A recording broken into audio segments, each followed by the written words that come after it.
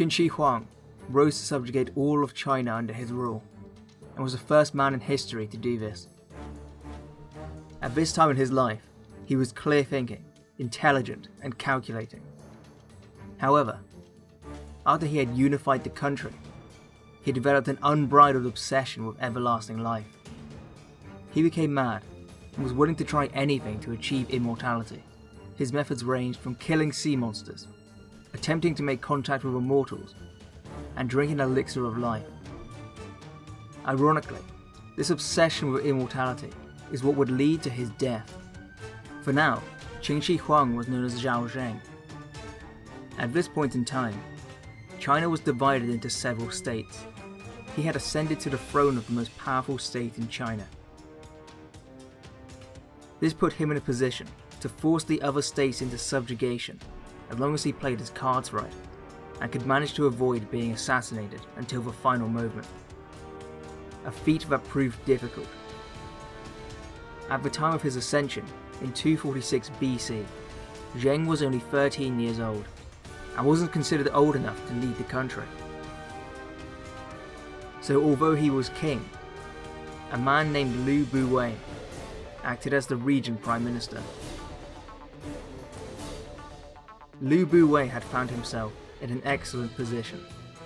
He was regent prime minister, and the king was only a 13-year-old boy. Buwei became involved with Zheng's mother, but feared that Zheng might become enraged if he were to ever discover this. Queen Dowager also became involved with a friend of Liu Buwei's, a eunuch named Lao Ai. However, Lao Ai was simply pretending to be a eunuch to seduce the queen without anyone becoming suspicious.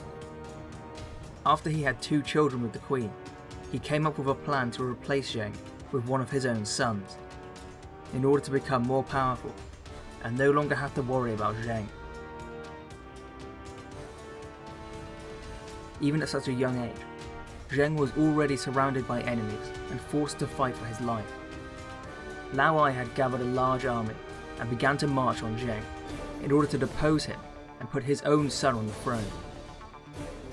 Zheng got wind of this and ordered Liu Buwei to allow 2 lords to attack the approaching force. The battle ended in defeat for Lao Ai. His army was destroyed and he was forced to retreat. Zheng put a significant bounty on his head, which led to his arrest.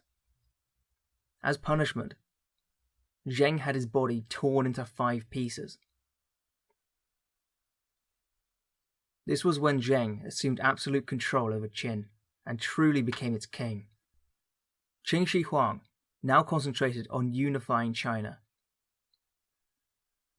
His strategy was to ally with the distant states of Yan and Qi, deterring the states of Wei and Chu, and conquering Han and Zhao. In 236 BC, Zhao was busy invading Yan. Zheng took this opportunity to invade Zhao and managed to conquer 9 cities, weakening them significantly, but not conquering them. In 230 BC, he moved to attack Han and struck them so hard they were defeated in only a year. Now he had conquered Han, they wouldn't have to worry about Zhao gaining support from the Han state. His next move was to bribe a Zhao minister to attempt to sow discord between the king of Zhao and his general, Li Mu. This worked a charm, and Zheng took advantage of the disunity to attack and conquer Zhao in 228 BC.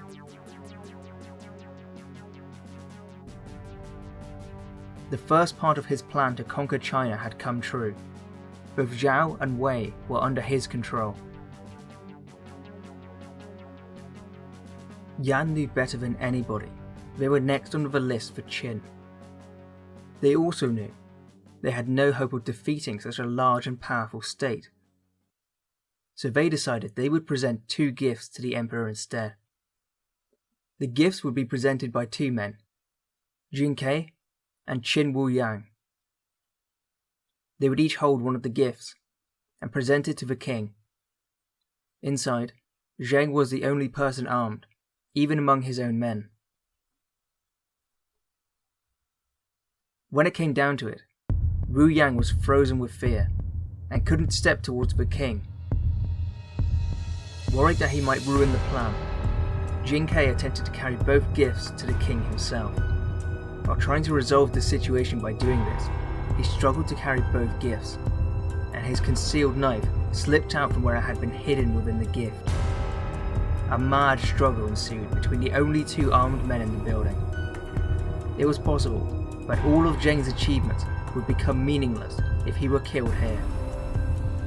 However, he managed to kill the assassin and survive. Zheng was infuriated and went on to destroy the state of Yan as quickly as he could.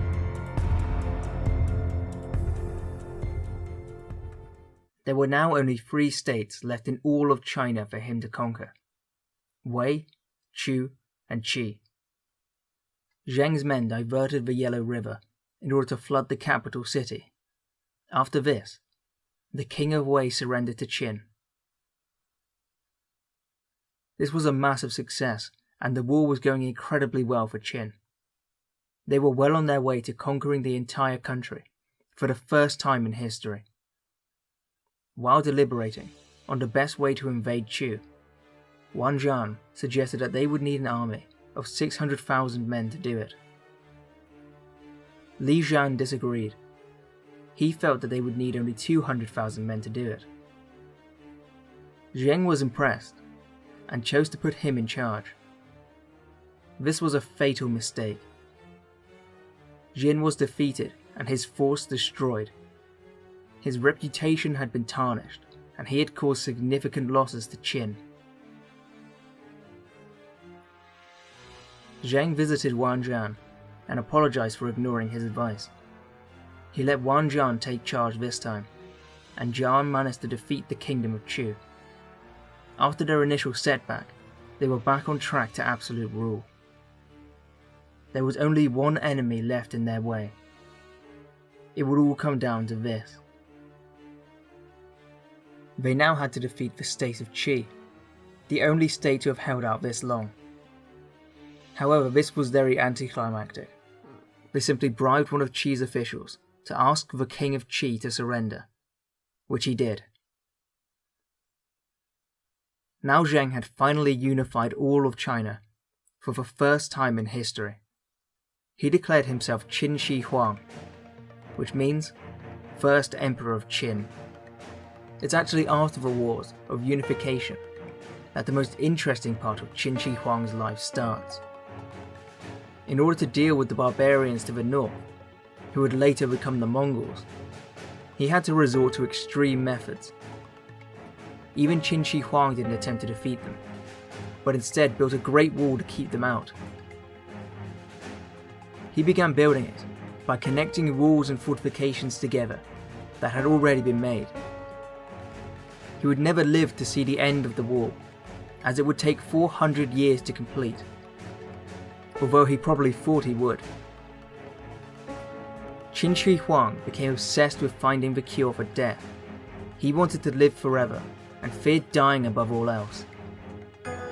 This led to countless strange adventures and strategies in his relentless pursuit of eternal life.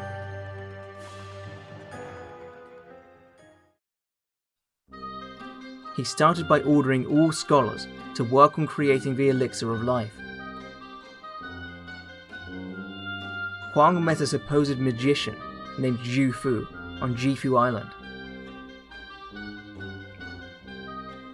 Zhu Fu claimed that the elixir of life could be found on Penglai Mountain, the mythical home of the gods. Zhu Fu was aware of a magician who had lived for 1,000 years. If they could just get in contact with him, then they would be able to achieve the secret to eternal life. After gaining a fleet from Huang, he sailed out, and when he returned, he claimed that he had found the home of the gods. He then said that he would be able to achieve immortality, but that the gods had a price. They demanded 6,000 virgins. Qin Shi Huang believed the magician and gave him 6,000 virgins. Zhu Fu went out to sea with his 6,000 virgins and never came back. Qin Shi Huang waited patiently for the magic man to return with the secret to immortality. While waiting, a meteor landed in China. On the meteor, some characters had been inscribed. These characters said, "The first emperor will die, and his lands will be divided." He killed everyone who lived where it landed, to take revenge against whoever had inscribed it. However, it's possible a little part of him actually believed the prophecy, as he had his musician sing about his immortality afterwards. He went out to sea in order to find Zhu Fu. This voyage may also have been spurred on by the meteor. He found Zhu Fu, and Zhu Fu claimed he had found Penglei Mountain. However, a ferocious sea monster was blocking his way, and so he couldn't reach the island. Huang gathered his men and went hunting.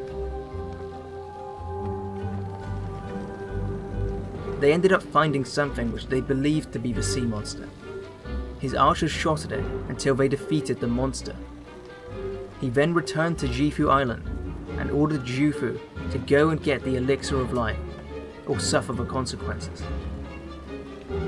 After assuring the emperor that he would return with the elixir, he sailed to Japan and never came back. While trying to find the elixir of life, Huang also took measures to avoid being killed.